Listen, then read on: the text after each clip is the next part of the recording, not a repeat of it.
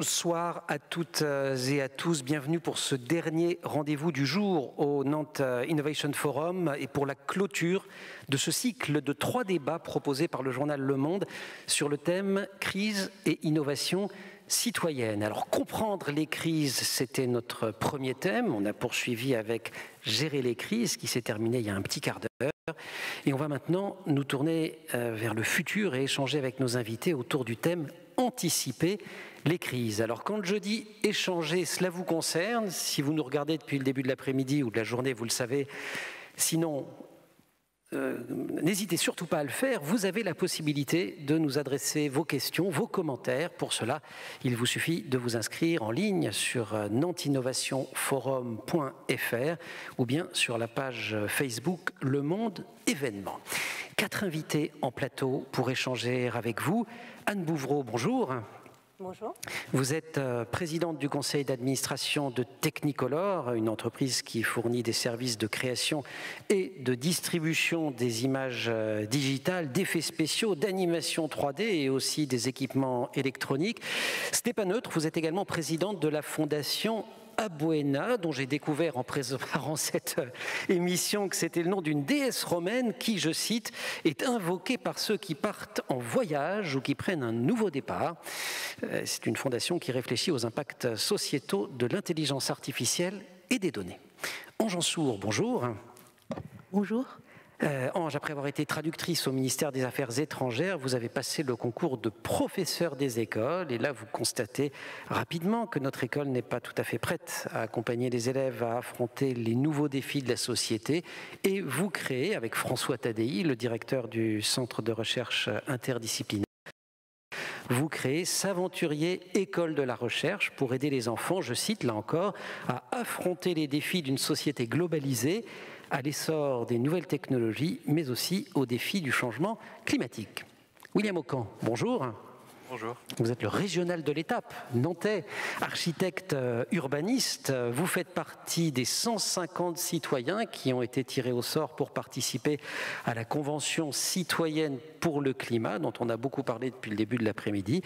Vous étiez dans le groupe de travail Se Loger. C'est le groupe de travail qui notamment a proposé des mesures telles que la rénovation thermique globale ou encore la lutte contre l'étalement urbain. On termine les présentations avec Nicolas Hazard. Bonjour. Vous venez d'être nommé conseiller spécial en charge de l'économie sociale et solidaire auprès du commissaire européen chargé de l'emploi et des droits sociaux. Et cela n'a pas surpris les observateurs du secteur puisque vous êtes vous-même entrepreneur. Vous avez créé INCO, qui est un groupe mondial tourné vers l'avènement d'une économie écologique et solidaire. Je ne peux pas tout dire. Vous avez aussi été reconnu Young Leader, jeune inspirateur, jeune leader, par plusieurs organisations internationales, et ce, dès le milieu des années 2010. On est ensemble jusqu'à 18h15, on va bientôt prendre des questions des personnes qui nous regardent. Je voulais quand même commencer par une question d'actualité. Pour vous 4, et même si c'est un peu, ou du moins si la nature de la crise est un peu en dehors de vos champs de compétences respectifs, on va parler anticipation. Le monde traverse une crise majeure depuis bientôt 1 an. Est-ce que, de vos fenêtres respectives, on pouvait l'anticiper? Et si oui, qu'est-ce qui a fait défaut? Anne, ouvre. Oui, merci beaucoup. Je vais répondre de la perspective de l'intelligence artificielle. Anticiper à 1 an ou plus, probablement non, mais le 30 décembre 2019, c'est-à-dire 9 jours avant que l'OMS ne déclare une crise, une pandémie, il y a des systèmes d'intelligence artificielle, notamment le système Blue Dot à Toronto et quelques autres, qui ont lancé l'alarme. Comment ? En analysant des informations sur les réseaux sociaux chinois essentiellement, donc les Baidu, les WeChat, des messages du type pneumonie bizarre ou diarrhée et tout, etc. Et qui ont dit il y a quelque chose qui est en train de se passer à Wuhan. Alors 9 jours, vous me direz, c'est pas beaucoup. En même temps, un des domaines dans lesquels l'intelligence artificielle est très connue pour son pouvoir prédictif, ce sont les éruptions volcaniques, où avec quelques heures ou quelques journées, on peut sauver des vies. Alors on va pouvoir en discuter, voir la perspective de tout le monde. Quelques jours, ça permet de faire des choses. Il ne faut pas compter sur l'intelligence artificielle pour nous prévenir des mois à l'avance sur des crises de ce genre. On va évidemment y revenir. Merci beaucoup, Anne. William, je vous sens déjà en train de saisir le micro. Oui, alors, je peux aussi un petit peu l'enlever. Pouvons-nous anticiper les crises ? Oui, c'est une suite d'événements en chaîne. Nous, moins simples citoyens, l'a compris, déjà un petit peu en avant de la Convention citoyenne, mais avec cette formation continue accrue qu'on a eue à travers la Convention citoyenne. Est-ce qu'il est trop tard ? Non. On peut encore faire beaucoup, mais il ne faut pas trop attendre non plus. Voilà. Et je pense que cette convention citoyenne pour le climat, elle a émergé au final au croisement de 2 crises. Une crise politique, née du mouvement des Gilets jaunes, avec des négociations qui ont entamé l'envie de consulter des citoyens sur le sujet, et puis une crise, on va dire, climatique, que le monde entier, enfin les citoyens du monde entier ont une perception dessus à un degré différent d'éveil. Et donc cette convention citoyenne, elle a appelé monsieur et madame tout le monde à intervenir sur le croisement de ces 2 sujets et de se ressaisir un petit peu sur qu'est-ce que le citoyen peut apporter au débat, mais surtout avec un résultat d'avoir des attentes de résultats derrière. On va aussi y revenir. Chacun attrape effectivement le sujet de sa fenêtre. On a l'intelligence artificielle, l'IA, la Convention citoyenne. Arrange en sourd.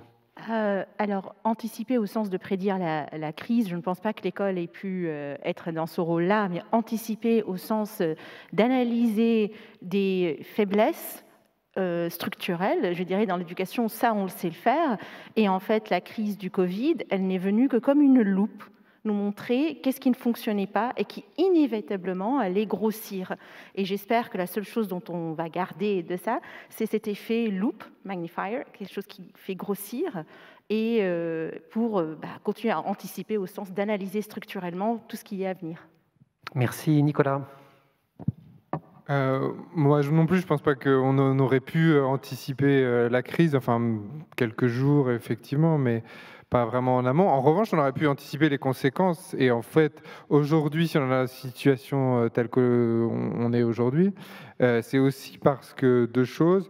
Une, on ne sait pas si c'est le pangolin ou si c'est pas le pangolin, mais on sait quand même que c'est lié à une maladie qui est liée quand même aux espèces animales. Et aujourd'hui, on voit qu'avec la perte de biodiversité qu'on peut avoir, on voit que finalement, l'homme se rapproche de plus en plus des animaux, et notamment des animaux sauvages, parce qu'on détruit de l'habitat notamment, et que du coup, la frontière qui existait entre l'homme et l'animal est en train de se réduire. Ça, c'est le premier aspect. Et le deuxième aspect, c'est un aspect qui a plutôt trait à notre économie et de la manière dont on est organisé. Aujourd'hui, on se plaint qu'il n'y ait pas de masques, etc. Mais on est dans une économie qui est ultra connectée et interdépendante, dans une mondialisation où on se rend compte aujourd'hui qu'on est allé trop loin, notamment sur plein d'aspects. Et ça, on aurait pu l'anticiper parce qu'on n'était pas prêt. On n'est pas prêt aujourd'hui à voir les conséquences. La manière dont nous, on construit notre économie rien qu'en France, basée sur le tourisme, basée sur la R&D, etc., c'est plus suffisant. Et aujourd'hui, on se rend compte que il faut produire local, il faut relocaliser des industries. Et donc ça aussi, c'est un effet qu'on aurait pu prévoir. Donc une crise difficile à anticiper, mais si ce n'est facile, du moins possible à prévoir. Si je vous suis bien, il y avait quand même ce fameux discours de Bill Gates, de mémoire en 2015, qui disait « si quelque chose doit faire 10 millions de morts dans le monde dans les années qui viennent, ce sera probablement pas une guerre, ça risque d'être un virus », ce qui a alimenté les propos d'un certain nombre de personnes qui se laissent séduire par les thèses conspirationnistes. Mais enfin, il avait quand même bien vu cette chose-là. Je vous l'ai promis, vous avez déjà commencé à le faire, mais on va revenir quelques instants sur vos fenêtres respectives. Anne Bouvreau, l'intelligence artificielle qui déjà aide à anticiper, peut-être à prévoir plein de choses. Néanmoins, cette intelligence artificielle, quand on écoute un certain nombre de penseurs ou de techniciens d'ailleurs de l'intelligence artificielle, ils rappellent qu'elle est programmée par des êtres humains. Donc, est-ce qu'elle permet de prévoir ce que l'humain ne peut pas prévoir? Alors moi, peut-être pour pas qu'il y ait beaucoup de suspense, moi je crois franchement que le terme intelligence artificielle, ça fait fantasmer, ça fait peur, mais clairement ce sont des programmes écrits par des êtres humains qui utilisent des données qui sont des données humaines. Et ce qui est important, c'est de comprendre comment ça marche. Alors c'est sympathique d'aller voir des films de science-fiction ou de lire des livres et de se faire peur, mais pour la vie de tous les jours, je pense que c'est important de comprendre ce qu'est l'intelligence artificielle et puis ce qu'elle n'est pas. Donc ce sont des choses faites par des humains et qui utilisent les données que nous laissons sur Internet ou ailleurs. Et ce qui est important, c'est de comprendre ces données, de comprendre comment elles sont utilisées, de comprendre les risques pour les adresser, et puis de comprendre les opportunités que ça présente, parce que dans un certain nombre de domaines, ça peut nous aider. Quand vous parlez j'ai cité des impacts sociétaux de l'intelligence artificielle, qui sont le sujet d'étude de la Fondation Abeona, oui. Voilà, dont vous vous occupez. C'est quoi ces enjeux sociétaux? C'est la propriété des données? C'est les libertés publiques? Donc il y en a beaucoup d'enjeux. La Fondation Abeona regarde en particulier les sujets d'équité et de justice, donc des sujets de non-discrimination, de représentation de tous les utilisateurs et utilisatrices dans les sujets digitaux. Mais il y a bien sûr le sujet de respect de la vie privée et des données personnelles, dont la CNIL s'est emparée depuis longtemps et c'est très important. Il y a des enjeux écologiques et d'énergie. Clairement, l'intelligence artificielle, c'est des algorithmes, des données, mais aussi des machines très puissantes. Donc il y a le côté énergie.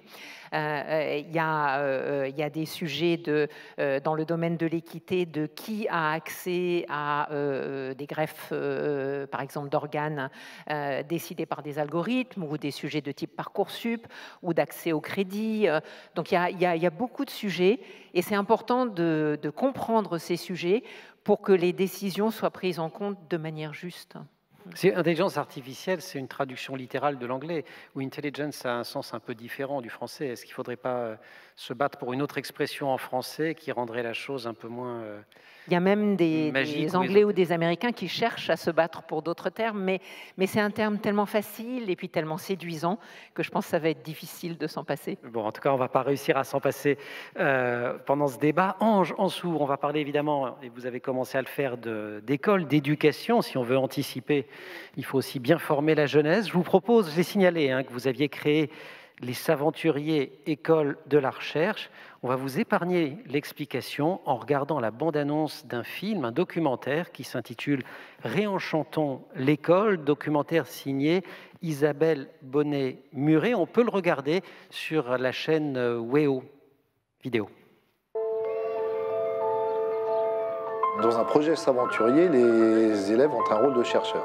Les enseignants ne vont pas donner de solutions établies aux enfants, mais leur apporter de l'aide pour trouver des solutions face aux problèmes. Vous n'avez pas eu besoin de construire autre chose que des fractions? C'était un tableau de propulsation. Proportionnalité. Ah mais c'est super celui-là.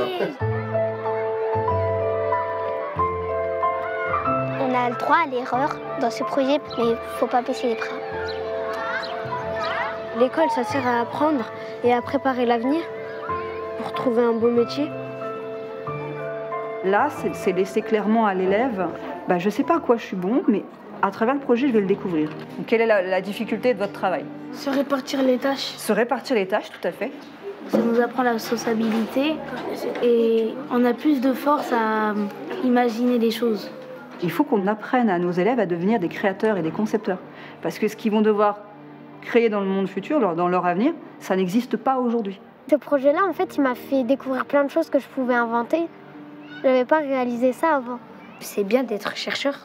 On sent que notre cerveau grandit et on gagne bien sa vie. Pas de gros mots, hein.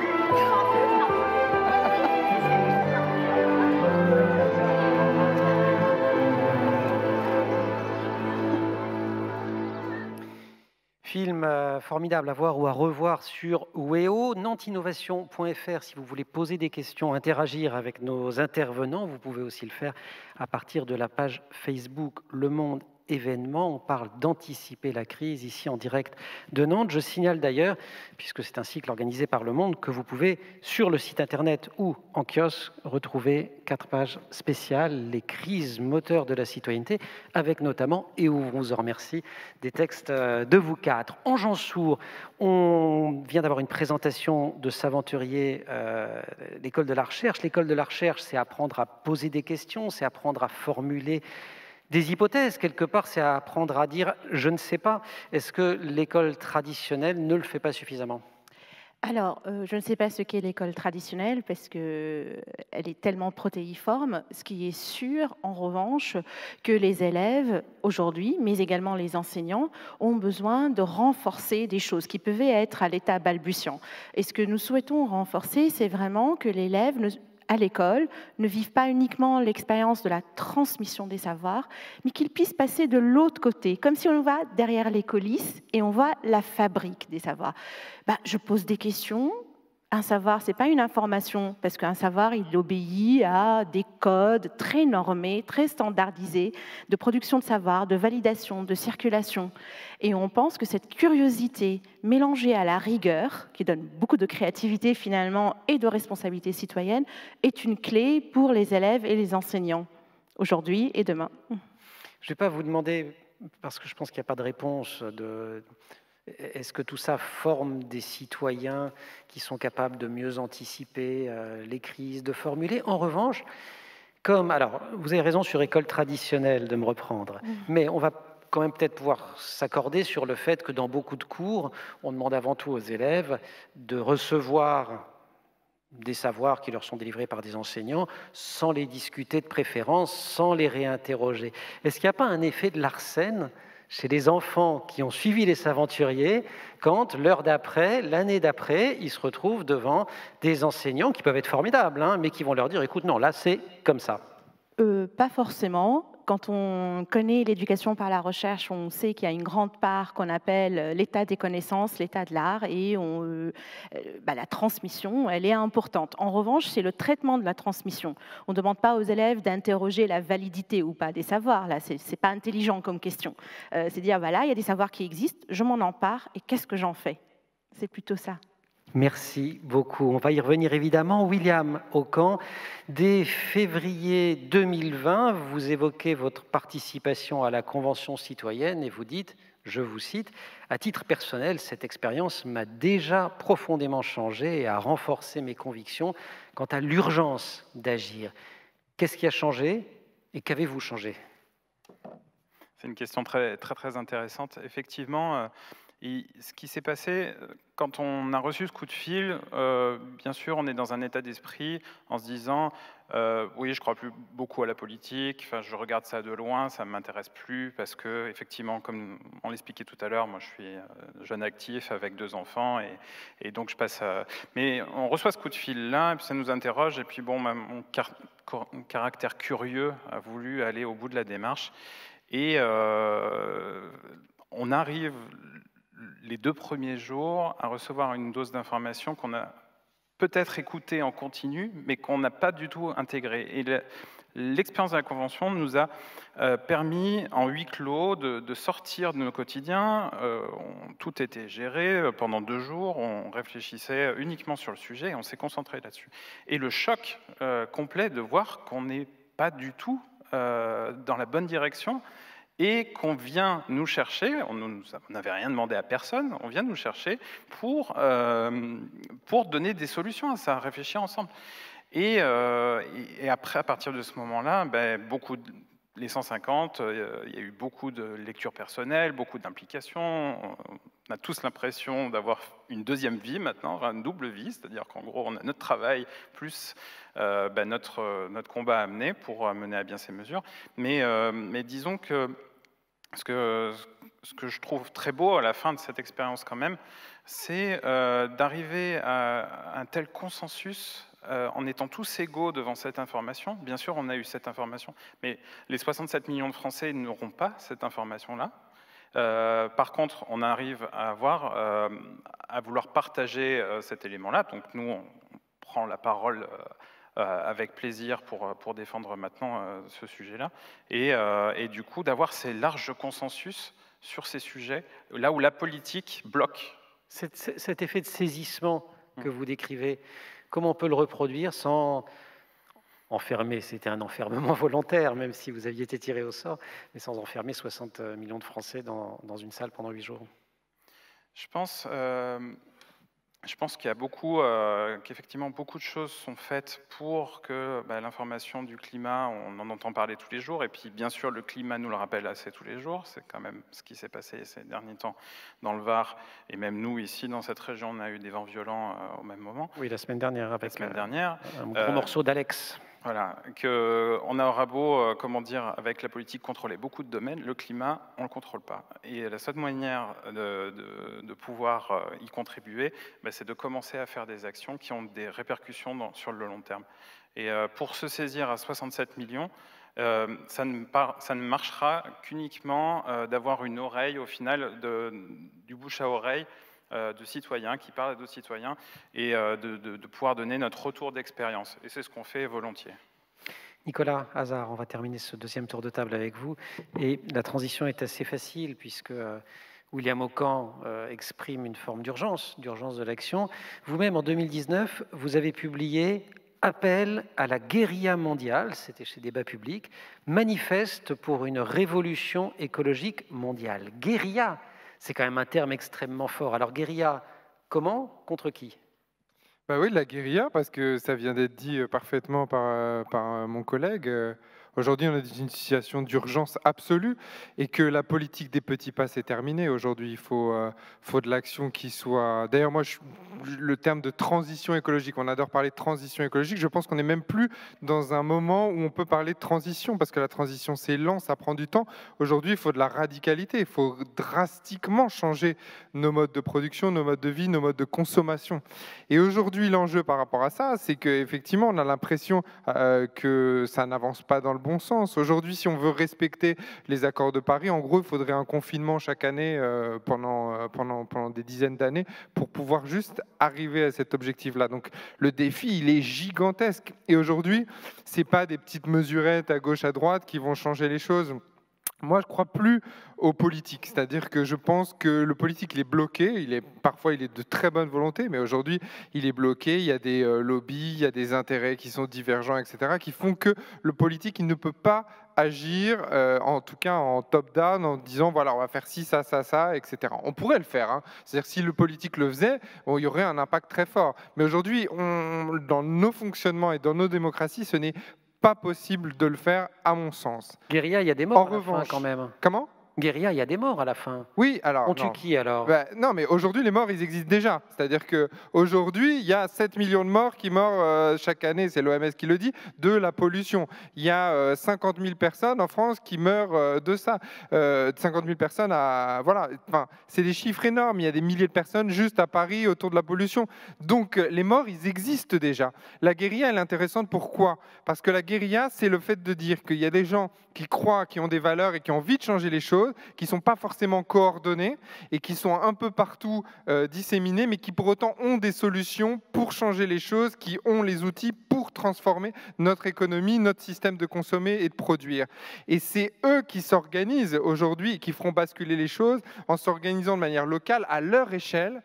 Pas tout de suite croire qu'on va faire un grand plan au niveau national, européen ou international, mais c'est localement que ces changements vont arriver par des acteurs qui, vous et moi, à notre échelle, on va pouvoir faire changer les choses à l'échelle d'un village, à l'échelle d'une commune, à une petite échelle, à l'échelle de sa famille, à sa propre échelle. Et c'est ça la guérilla. C'est la comparaison avec la guérilla, c'est que les morts, ils existent déjà. Là, c'est une guérilla pacifique, c'est une guérilla écologique, mais c'est une guérilla de l'action. Et aujourd'hui, la guérilla, dans le sentiment de guérilla, il y a un sentiment d'urgence et de passage à l'action. Et aujourd'hui, c'est ce dont on a besoin, c'est ce passage à l'action. Mais c'est nous qui avons les clés, je pense, pour pouvoir imposer nos modèles et les transformer et faire basculer à terme pour que les politiques, parce que les politiques, ils ont toujours 3 temps de retard, finalement, ils suivent les modèles qui ont été faits, soient devant le fait accompli et après transforment d'une manière plus macroéconomique. Est-ce que la réponse, elle est locale avant tout? Johanna Roland, ici même, il y a 1 heure, à qui on disait, mais est-ce qu'il faut pratiquer la démocratie délibérative sur tous les sujets, y compris les sujets sanitaires, disait oui, moi je pense qu'il n'y a pas de limite. Ensuite, c'est la question, il ne faut pas que la vox populi se substitue à parfois à des données scientifiques ou autres, mais elle disait y croire. Est-ce que ça va se reconstruire à ces échelles-là avant tout? Bien sûr, c'est là que ça va se construire et surtout, on le voit avec le Covid aujourd'hui, de la manière dont on va relocaliser l'économie, recréer des circuits courts. Au moment de crise, comment on a réussi à être résilient, c'est par le local qu'on a réussi à le faire. Et il y a énormément de choses qui existent, mais qui ne sont pas forcément couvertes, y compris par les politiques, les journalistes et plein de gens qui ne mettent pas forcément le focus assez sur ces initiatives qui, pour autant, si elles étaient démultipliées, si on réussissait à les essaimer, réussiraient vraiment à créer un nouveau paradigme. Je voudrais vous entendre tous sur cette question de l'échelle et ensuite on prend vos questions sur nantinnovationforum.fr ou sur la page Facebook du Monde Événement. Je donne quand même une référence. Donc évidemment, il faut lire votre ouvrage, Appel à la guérilla mondiale. On peut aussi lire un très beau roman, je vous le suggère à toutes et tous, mais singulièrement à vous puisque vous en parlez, qui s'intitule Le Grand Vertige de Pierre Ducrozet. C'est chez Actes Sud, ça vient de sortir. Et c'est un livre qui nous parle exactement de cette question-là, de manière à la fois romanesque, parfois romantique et assez radicale, je dois dire. La question de l'échelle, Ange Ansour, c'est un petit peu la même question. Si on l'applique à la question de l'école, la révolution, elle commence dans la classe ou alors elle tombe d'un ministère? L'école, elle est intéressante parce qu'elle est en fait elle est présente à tous les échelons. Elle est dans les micro-interactions d'apprentissage entre un enseignant et ses élèves. Elle est à l'échelle d'un territoire comme Nantes et sa métropole, parce que c'est l'établissement, son territoire, et elle est à une échelle macro, l'État, le contrat entre une nation et sa forme scolaire, pour utiliser les termes classiques, mais également elle est à échelle universelle. Parce que avant, tout en transmettant des savoirs, des valeurs, etc., elle est également à viser. On dit, voilà, on veut tel mode de société pour dans 20 ans. Parce que si je les forme aujourd'hui, c'est pour dans 20, 30, 40 ans. Donc on doit travailler, on ne peut pas les isoler. Dès qu'on touche à comment j'apprends, paf, ça va décliner. Donc, que ce soit descendant, ascendant, peu importe, mais il faut savoir qu'on touche à toutes les échelles. Et il y a quelque chose d'intéressant, depuis quelques années, les enseignants commencent à se constituer en communauté plus ou moins autonome. Je peux en citer plusieurs pour agir au niveau, par exemple, du climat, qui est la question qui nous intéresse le plus ici.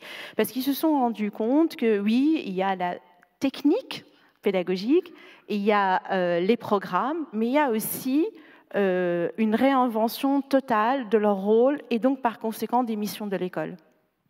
Merci. Anne, je voudrais vous entendre.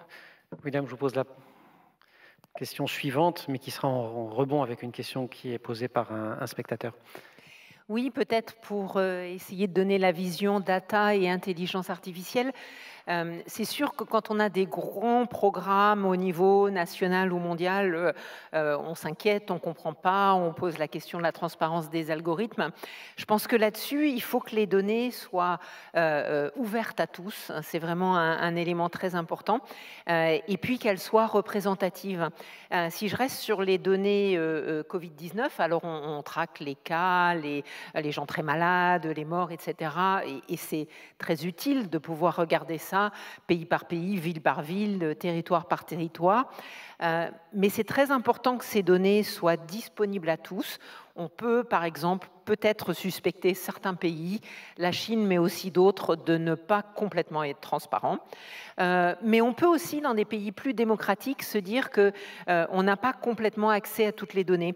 Par exemple, aux États-Unis, il y a à peu près 16% de la population qui est d'origine latino-américaine. Dans les données de santé, puis les études de santé qui sont suivies, il y a à peu près 1% de latino-américains. Et donc, clairement, ils ne sont pas assez représentés. On peut aller plus loin et se dire que peut-être il y a certains territoires qui ne sont pas assez représentés. Donc la représentativité à l'échelle locale et puis selon d'autres critères aussi est très importante. Et pour pouvoir vérifier ça, il faut que les données soient ouvertes et disponibles à tous. Merci beaucoup. William, la question qui brûle les lèvres, et elle est posée par un spectateur. La politique des petits pas est terminée. Mais pourtant, les propositions radicales de la Convention climat ne sont pas acceptées par le gouvernement. Est-ce que vous êtes d'accord? Alors, moi, je voudrais juste embrayer aussi sur cette question d'échelle, puisqu'effectivement, la consultation de la Convention citoyenne pour le climat avait une échelle nationale. D'habitude, les concertations, elles sont quand même à une échelle beaucoup plus locale. Mais ce qu'on peut quand même se rendre compte, c'est-à-dire qu'effectivement, on avait un panel représentatif de 150 portraits de la France, qu'au final, on a réussi à produire 149 mesures qui comment dire, tracent une feuille de route pour le gouvernement, mais pour la France, en fait, de manière à faire sa part dans la lutte contre le réchauffement climatique. Mais en fait, avec le temps qui passe, là, sur ces mesures de la Convention citoyenne, il y a quelque chose qui cloche, parce que ça fait 3 mois que c'est rendu, que là, on avance petit à petit. Je peux comprendre qu'il y a une certaine prudence, mais je pense que tout de même, l'échelon national reste quand même très, très, très loin du citoyen. Et je pense que l'échelon local peut amener à avancer sur ces sujets. Et j'espère que la Convention citoyenne ne sera pas un échec en soi pour permettre le développement local. Pour ce qui est, du coup, de la politique des petits pas et des positions radicales. Vous savez, moi, je fais partie des citoyens des 150 qui trouvent que ce qu'on a fait, c'est le minimum qu'on peut arriver à faire pour passer à 40% de rejet de gaz à effet de serre, pour réduire de 40% les GES. C'est une question, en fait, on a besoin d'appui, on a besoin de pouvoir l'emmener assez loin, puisque, en fait, on n'a pas demandé la Lune, vraiment, sur ces questions-là. Et on pense, nous, à très large consensus. Il y a des consensus 89% sur la régulation de la publicité, il y a 95% sur la protection de la biodiversité, et puis il y a 99%, par exemple, sur une mesure que j'ai beaucoup tenue, de lutte contre l'étalement urbain, alors qu'au début, les citoyens ne voient pas le lien de cause à effet avec le carbone. Les distances qui s'allongent, les terrains agricoles qu'on grignote, qu'on ne pourra plus manger après, enfin, tout ce... Donc, pour moi... effectivement, on est toujours un peu dans la politique des petits pas, dans les mois qui sont là, mais les destinations dans lesquelles on emmène avec ces propositions-là, pour moi, sont nécessaires. Montrez-le, le poids de ce travail. Là, je ne sais pas si tout le monde se rend compte. Voilà, on va faire un gros plan. Voilà, formidable. Voilà, un sacré boulot qui a été accompli. Anne, question pour vous directement. Peut-être un peu une question de rattrapage. Je soupçonne la personne qui la pose de ne pas avoir écouté la toute première explication. Donc on va le faire en bref, peut-être avec 1 ou 2 exemples. En quoi les hautes technologies permettent d'anticiper des crises qui, par essence, n'ont pas de signes avant-coureurs. Donc en fait, vous, ce que vous nous dites, c'est si il y a des signes avant-coureurs, et justement, on peut aller les extraire d'un océan de données. Oui, mais c'est une bonne question, parce qu'effectivement, c'est quoi les signes avant-coureurs? Les hautes technologies, le digital, l'intelligence artificielle, ça recherche des exemples de choses qui ont déjà eu lieu par le passé pour essayer de prédire de nouvelles crises. Donc quand on sait très précisément ce qu'on cherche et qu'on a déjà eu des tas de cas avant, par exemple les éruptions volcaniques, et qu'on est à côté d'un volcan, eh bien on se dit on va mesurer et puis on va pouvoir détecter les cas suivants. C'est un peu plus compliqué pour des choses comme le Covid, parce que même si Bill Gates et des tas d'autres chercheurs dans le domaine ont dit il y a des virus, il risque d'y en avoir des nouveaux, il y a eu la grippe espagnole, c'est pas son bon nom, mais il y a eu la grippe de 1918, il y en a eu un certain nombre d'autres. On ne cherche pas forcément aujourd'hui le fait que la crise suivante ce soit celle-là. Mais quand on est sur quelque chose qui s'est déjà produit de manière un peu similaire par le passé et qu'on cherche les signes avant-coureurs, on peut prédire en analysant les données, mais prédire à quelques heures, à quelques jours, hein, pas beaucoup plus. Merci. Nicolas Hazard, je crois que vous l'avez aperçu sur l'écran, cette question qui vous vient de Franck. Appeler à la guérilla, c'est prendre une grande responsabilité. À quoi Nicolas Hazard a-t-il lui-même renoncé pour incarner le changement de mode de vie rapide qu'il appelle? Par exemple, avez-vous déjà renoncé à avoir un smartphone? Alors, c'est une question qui est super intéressante, parce qu'en fait, déjà, c'est de voir que le monde de demain, c'est du renoncement. Alors déjà, c'est percevoir et se dire, bah, en fait, le monde de demain, il va être horrible. Donc en gros, j'avais des choses, je ne peux plus les avoir, et donc finalement, je suis dans une posture à me dire, bah, le monde de demain va être plus mauvais que le monde d'aujourd'hui. Ça, c'est flippant, et personne n'en a envie, et personne ne veut être là. L'idée, c'est de se dire, comment est-ce qu'on remplace les choses qu'on a aujourd'hui par d'autres choses, d'autres moyens de faire? Par exemple, les déplacements. Aujourd'hui, on l'a vu avec le Covid. Avant, on se déplaçait à gauche, à droite pour n'importe quel rendez-vous. Avec le Covid, avec la situation d'urgence, on n'a pas arrêté de voir les gens et de discuter avec les gens. On a juste découvert Zoom, Google Meets, etc. Donc en fait, on a trouvé d'autres formes pour le faire. Et ça, je pense que c'est important parce qu'il faut se projeter comme ça. Mais je crois que là, il y avait un côté hyper concret dans la question de Franck. Vous-même, est-ce que vous avez dit, par exemple, j'arrête de prendre des vols transatlantiques, je renonce à... Est-ce que vous-même, vous avez changé des choses? Moi, j'ai fait des choses, mais je ne pense pas que ça soit très intéressant, mon cas personnel. Mais par exemple, Paris-Toulouse, pour vous donner une idée, je le faisais tout le temps en avion, maintenant je le fais tout le temps en train. Bon, voilà, c'est chacun son échelle. Mais ce n'est pas très intéressant, parce qu'encore une fois, ce que je voudrais dire, c'est que plus de 50% du gaz à effet de serre qui est créé, c'est 70 entreprises dans le monde. Juste, alors on peut faire pipi sous la douche pour se faire plaisir et pour se dire qu'on va changer le monde. En fait, faire pipi sous la douche, ça sert pas à grand chose. Enfin, on peut en avoir conscience, ou tirer la chasse d'eau une fois sur deux.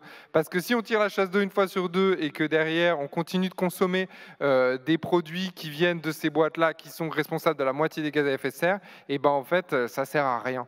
Donc, c'est ça qui est important aussi, c'est de bien voir où est la priorité. Je vous vois réagir. William ou Ange, vous vouliez compléter la réponse? Oui, je peux que abonder dans ce sens-là. On a aussi très bien compris à la Convention citoyenne que on aurait beau se transformer en super-héros de l'écologie, on ne serait qu'à 25% de la somme totale. Donc du coup, effectivement, ça appelle à chaque être humain sur la planète à repenser en fait son domaine d'action et son échelle de compétences pour pouvoir atteindre collectivement un climat qui est encore vivable. Voilà. Certains, dont ce spectateur ou cette spectatrice, nous disent, semblent douter. Crise financière, crise démocratique, crise sanitaire, la marche du monde n'est-elle pas jalonnée de crises impossibles à anticiper? Vous pouvez dire oui, hein. Moi, je veux bien commencer. Je ne suis pas sûre d'avoir la meilleure réponse, mais je pense que le monde a toujours fait face à des crises. Si on revient en arrière, enfin, il y a eu la guerre de 100 ans, par exemple, où pendant 100 ans, il y avait la guerre tout le temps. Et quand on lit, il y a des livres très intéressants sur la violence et le déclin de la violence. En fait, on a beaucoup moins de violence dans le monde d'aujourd'hui, beaucoup moins de morts par armes blanches, massue sur la tête, etc. Donc on a, dans un certain nombre de domaines, beaucoup de progrès dans le domaine de la santé, etc. Après, ce qu'on a aujourd'hui, ce sont des crises globales, je pense, plus que des crises qui étaient plus régionalisées, ou au niveau d'un pays, ou au niveau d'une région. On a maintenant des virus qui font le tour du monde en quelques mois. On a des crises démocratiques qu'on voit dans plein de pays. On a le sujet du climat qui est hyper global. Donc on a des crises qui sont différentes et qui sont plus effrayantes quelque part parce qu'elles sont vraiment globales. Mais il ne faut pas croire que le monde d'avant, il était merveilleux non plus. Non, le monde d'avant n'était pas merveilleux, je vous l'accorde bien. Globale et fulgurante. Oui. C'est quand même les deux. Alors, fulgurant sur la crise du Covid, sur le climat, ça fait quand même un moment qu'on y travaille. Et malheureusement, ça devient de plus en plus fulgurant. Mais on l'a construit depuis plusieurs centaines d'années, le climat. Enfin, ça, je suis moins experte que d'autres là-dessus. En l'espèce, je pensais plus, par exemple, aux crises financières, sur la fulgurance et la rapidité avec laquelle ça parcourt le monde. Ça avait pris plus de temps en 1929, par exemple. On parle de révolutionner l'éducation, nous dit un internaute, une internaute. Les États en ont-ils les moyens et la volonté? J'ai dit éducation, j'en saurai déjà le micro, mais vous avez tous le droit d'avoir un avis sur le sujet. Alors, révolutionner, je n'en sais rien. Je ne crois pas au récit du grand soir, du jour au lendemain, on va tout changer. Il y a deux choses différentes. Les moyens, je n'en sais rien. On est quand même un pays très riche. Donc on devrait avoir les moyens. Alors on va toujours dire, oui, l'éducation coûte tant du PIB. Oui, c'est peut-être pas assez. Parce que quand on éduque, on investit. Ce n'est pas une dépense, c'est un investissement, tout simplement. Du moment où on change cette catégorie d'esprit, je pense qu'on trouvera beaucoup plus les moyens. La volonté est une chose différente, parce que pour faire école, il faut un consensus démocratique. Est-ce qu'on veut tous, aujourd'hui, tous présents ici, tous ceux que vous nous écoutez ou pas, une école publique très ambitieuse, comme celle qu'on a vue dans Réenchantons l'école, parce que c'est une école publique, REP, REP+. Est-ce que les élèves y font... REP, ça veut, enfin, le E et oui, le c'est P éducation prioritaire. Donc ça veut dire qu'on est dans des quartiers l'éducation prioritaire. Est-ce que les enseignants de cette école publique font avec des enfants majoritairement issus de l'immigration ou de catégories défavorisées, se fait dans les meilleures écoles privées à 20 000 € par an? Est-ce qu'on veut tous que l'école publique puisse faire ça? Est-ce qu'on le veut vraiment? Ça veut dire qu'on paye plus d'impôts, on donne plus de temps aux enseignants pour se former, on accepte que ça coûte cher et à tous, pour que tous puissent en bénéficier. Ou bien, chacun fait comme ça l'arrange pour ses enfants. Ça existe beaucoup, dans beaucoup de modèles, très démocratiques d'ailleurs. C'est un choix de société. Donc quand on dit, c'est pas seulement l'État, c'est nous aussi citoyens. Et ça fait le lien avec la question suivante, cette articulation entre l'individuel et le collectif. Les solutions, nous demandons, vous demande-t-on, les solutions ne doivent-elles rien pas être, ne doivent-elles pas être individuelles? Comment changer les mentalités individualistes occidentales? Par l'école. Vous avez vu là avec le film les valeurs de collaboration, de coopération, qui ne sont pas simplement des mots en l'air. Ils se concrétisent dans des projets communs. Alors, je ne sais pas si l'individualisme est plus occidental qu'autre chose, mais pareil, c'est à nouveau un contrat qu'on passe entre citoyens. Je voudrais tirer ce fil, non pas de l'école, mais en l'espèce de la jeunesse. Nicolas Hazard, vous avez relevé que seul, je crois que c'est dans l'article que vous avez fait à l'occasion de cet événement, seul un tiers des millennials pense qu'il est aujourd'hui essentiel de vivre dans une démocratie. Est-ce qu'il faut changer de système alors pour arriver à changer? Non, mais c'est incroyable. Est-ce qu'il faut éduquer les jeunes à la démocratie? C'est incroyable ce chiffre. C'est une étude qui a été faite aux États-Unis. Un tiers, vous imaginez? Enfin, c'est rien en fait. Ça veut dire que la politique, la parole publique, la parole politique, elle est complètement démonétisée. Qu'en gros, les gens se disent bah, ça sert à rien. Les jeunes sont d'ailleurs beaucoup plus enclins aux théories conspirationnistes, etc. Et qu'aujourd'hui, tout le monde flippe, en fait, parce que c'est ça qui se passe. C'est-à-dire que tout le monde se rend compte que bah, la vie qu'avaient nos parents, elle était mieux. Et que nous, si on arrive à avoir déjà la même, ça serait déjà pas mal. Et que la vie de nos enfants, elle va être encore pire. Donc il y a quand même cette trajectoire qui est hyper négative et qui fait que beaucoup se disent, bah, finalement, la démocratie, on a la démocratie aujourd'hui dans nos pays, qu'est-ce qu'on a? Bah, une crise écologique, une crise sociale, une crise démographique. Donc en fait, peut-être qu'il faudrait changer parce que c'est nul la démocratie si on voit tout ça. Et ben moi, je pense que c'est là où il faut quand même se poser des questions. Anticiper les crises, n'est-ce pas sortir des systèmes démocratiques à bout de souffle, nous demande là encore une spectatrice ou un spectateur. William Aucan, vous portez, pas tout seul, mais vous participez à porter un vrai espoir pour la démocratie, parce que cette convention citoyenne, c'est une forme de démocratie participative que tout le monde cite en ce moment.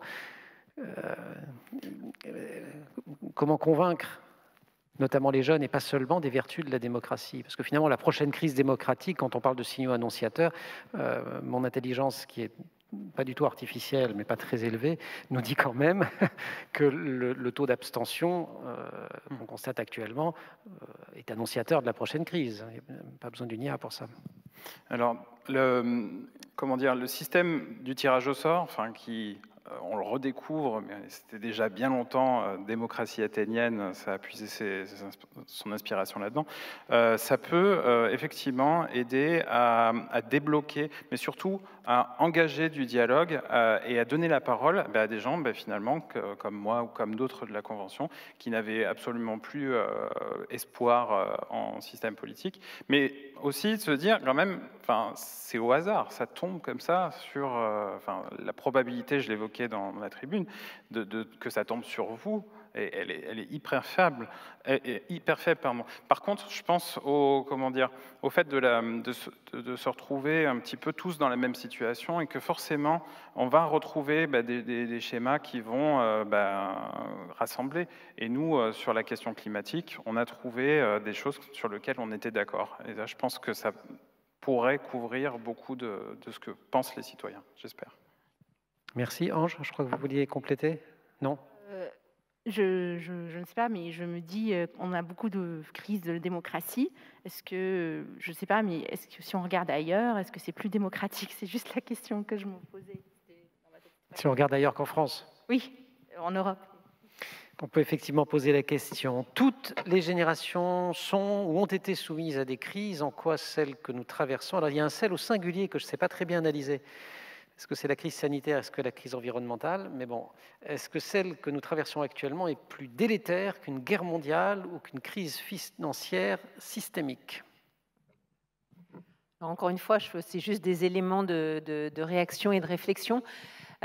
Si on compare le Covid à la grippe de 1918, j'essaie de ne pas dire espagnol, de même que le Covid n'est pas la grippe chinoise, mais il y a eu, on estime, 50 millions de morts. Et c'était juste après la Première Guerre mondiale, avec aussi des millions et des millions de morts. Donc, c'était même concomitant. Et c'était d'ailleurs concomitant, c'était en parallèle. Donc ça, quelque part, notre crise du Covid actuelle, qui est horrible, mais on en est à beaucoup, beaucoup moins de morts. Alors après, il y a la crise climatique, et ça, c'est peut-être plus difficile de la comparer à des choses passées. Mais sur les crises financières et le Covid-19, oui, il y a eu des choses comparables, voire pires, par le passé. Nicolas ? Non, sur la crise environnementale, 7 millions de morts dus à la pollution, c'est plus que n'importe quelle autre maladie, c'est beaucoup, beaucoup, beaucoup plus que le terrorisme à l'échelle mondiale, et je ne parle même pas de l'échelle européenne. Donc c'est gigantesque. Je pense que c'est la plus grosse politique de l'autruche qu'on connaisse et qu'on ait connue dans les derniers siècles, parce qu'effectivement l'impact il est gigantesque, surtout sur les enfants d'ailleurs, parce que c'est les premiers à en pâtir. Et en fait là il y a un tabou parce que personne ne sait comment s'en sortir et qu'on préfère voilà, passer à autre chose. C'est des chiffres de l'OMS, c'est indiscutable. William, mais tout le monde a le droit de participer, hein, parce que c'était une convention citoyenne, donc on a le droit d'avoir notre avis aussi. La Convention citoyenne pour le climat est-elle, vous demande-t-on, pour vous un succès ou un échec de la démocratie participative ? Alors, je vais faire plaisir à votre internaute parce que je vais faire une réponse en chaud-froid. C'est-à-dire qu'en gros, je suis très fier de ce qu'on a produit à la Convention citoyenne et des étapes qui ont été amenées. Et je reste toujours très engagé parce que d'un jour au lendemain, on m'a mis dans cette histoire de climat et maintenant, je ne pense plus qu'à ça. Et ce n'est pas considéré pour l'instant comme un échec. Je pense que, je fais partie des citoyens qui veulent juger sur acte et qui attendent impatiemment de voir ce que les mesures vont traduire dans la loi. Seulement, on a conscience qu'on a besoin d'agir vite, d'agir fortement pour avoir des répercussions sur le futur. La France, elle fera sa part, j'espère, dedans, que, disons, elle pourra servir d'exemple. C'est un précédent maintenant, cette convention citoyenne, elle peut servir à toutes les démocraties du monde, ou même tous les pays du monde, de pouvoir s'emparer de cette question et pouvoir savoir ce qu'on peut faire à notre échelle. Mais j'ai actuellement de l'espoir, mais également beaucoup de doutes, et l'étape d'après, ça restera la colère, forcément. Donc on attend de voir quand même ce qui se passe, peut-être un petit peu plus rapidement que ce qu'on nous amène là, mais on verra. Donc réussite démocratique. Après, j'aimerais bien aussi entendre... Mais défis politiques entiers. Commentaire plus que question, là encore, d'une ou d'un internaute, c'était mieux avant. On entend ce refrain depuis longtemps, pourtant, et vous l'avez vous-même souligné, on n'a jamais vécu aussi vieux et autant en bonne santé. Est-ce que la société actuelle n'accepte plus la notion de risque? Nicolas? Alors, c'est intéressant. C'est vrai globalement, mais ce n'est pas tout à fait vrai. On voit qu'il y a un reflux aujourd'hui dans un certain nombre de pays, y compris aux États-Unis, où en fait l'espérance de vie baisse un tout petit peu par rapport à avant. Donc, c'est plus complètement vrai. Mais après, c'est vrai sur une tendance long terme, on est d'accord. Mais en revanche, ce qui est inadmissible, c'est qu'on n'a jamais vu les inégalités sociales aussi grandes. C'est-à-dire, on vit bien, etc. Mais de qui on parle aussi? Qui est-ce qui vit vieux? Qui a accès à la santé, etc. Aujourd'hui, il y a des pays où l'accès à la santé, c'est encore extrêmement difficile. Les inégalités à l'intérieur des pays grandissent et n'ont jamais été aussi importantes. Et ça, c'est la clé aussi. C'est quel monde on veut avoir pour demain en termes d'inégalité sociale. En tout cas, il y a quelques années, un col bleu américain qui voulait avoir le niveau de vie d'un col blanc, c'est-à-dire il y a 30 ou 40 ans, il devait bosser 30 à 35 ans pour pouvoir espérer atteindre ce niveau-là. Aujourd'hui, c'est 150 ans, donc ce n'est pas possible en fait. Donc on est dans un monde, et c'est ça aussi qui fait qu'il y a une défiance par rapport au système démocratique. On a l'impression que le travail ne paye plus et que ce n'est plus assez juste et que finalement, c'est les quelques détenteurs du capital qui s'en sortent le mieux. Jeanne, vous vouliez compléter?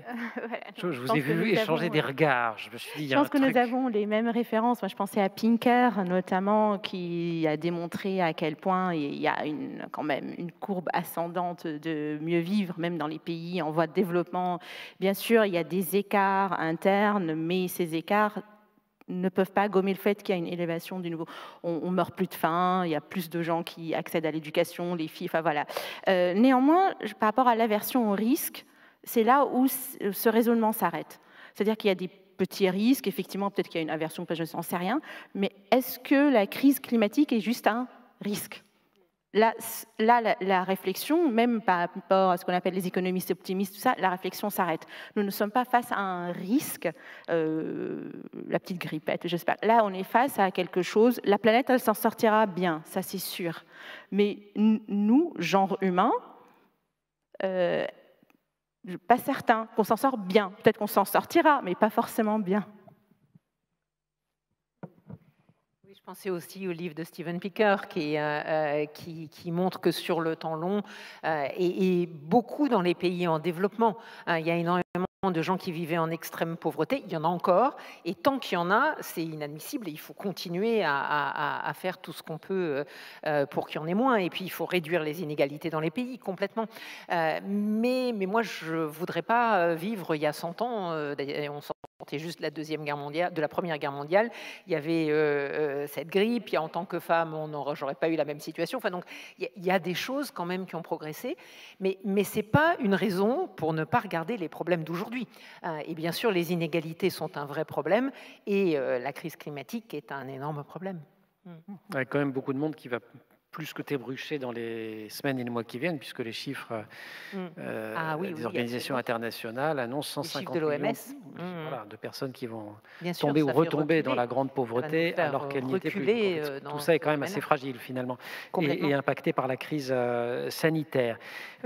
Alors je cite William, c'est pas moi qui parle, ces pseudo-consultations citoyennes, donc, comme on parle surtout de celle à laquelle vous avez participé, j'imagine que ça vous concerne, ces pseudo-consultations citoyennes ne servent-elles pas à étouffer d'éventuels mouvements sociaux? Moi, je pense que le mouvement social est toujours bénéfique, et le fait d'exprimer sa voix par le mécontentement est aussi un média qui fait que la démocratie reste ça. Bon, dans le terme pseudo-consultation citoyenne, là, on était vraiment dans la consultation citoyenne, vraiment de prendre 300 000 numéros appelés, 150 profils. Voilà, moi, j'ai coché les cases nantais, 33 ans, avec 2 enfants, bac plus 5, etc. Donc, ça restera, comment dire, de descendre dans la rue, de s'exprimer, ça restera quand même un énorme support.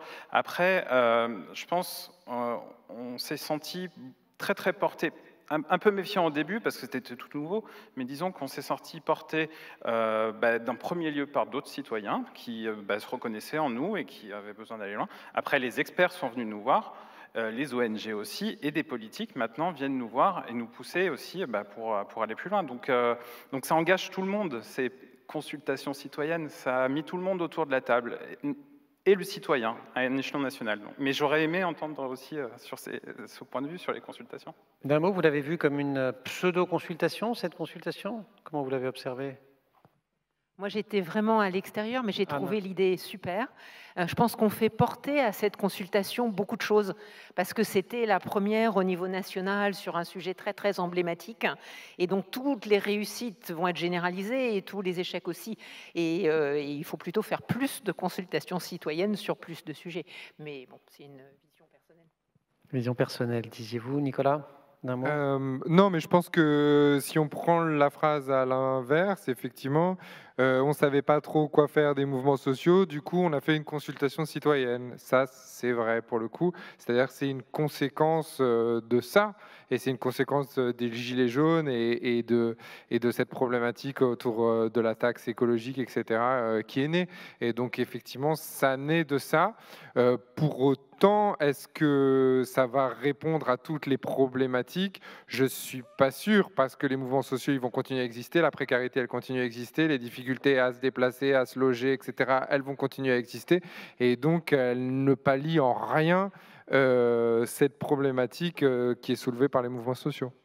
Merci, on arrive à la conclusion de ce débat. Je vais vous redonner la parole une dernière fois, 30 secondes, si vous voulez bien, chacune ou chacun, sur cette petite question. C'est comme un pari, alors c'est pas compliqué. Si vous avez raison, là, dans les secondes qui viennent, vous serez aussi célèbre que Bill Gates dans quelques mois ou dans quelques années, mais sinon, après, les gens auront oublié parce qu'on ne leur rappellera pas que ça existe. Donc ma dernière question, puisque le thème c'était « Anticipons », la prochaine crise que la France aura affrontée, de votre point de vue, de quelle nature est-elle ? Je ne sais pas, mais je pense que l'école est déjà en crise et ça ne va qu'en s'amplifiant. Les dernières enquêtes CEDRE montrent que même les collèges favorisés voient leurs résultats chuter. Et ça montre un problème tellement profond que je ne sais pas comment on va s'en faire pour s'en sortir. Alors, crise scolaire, la prochaine. William.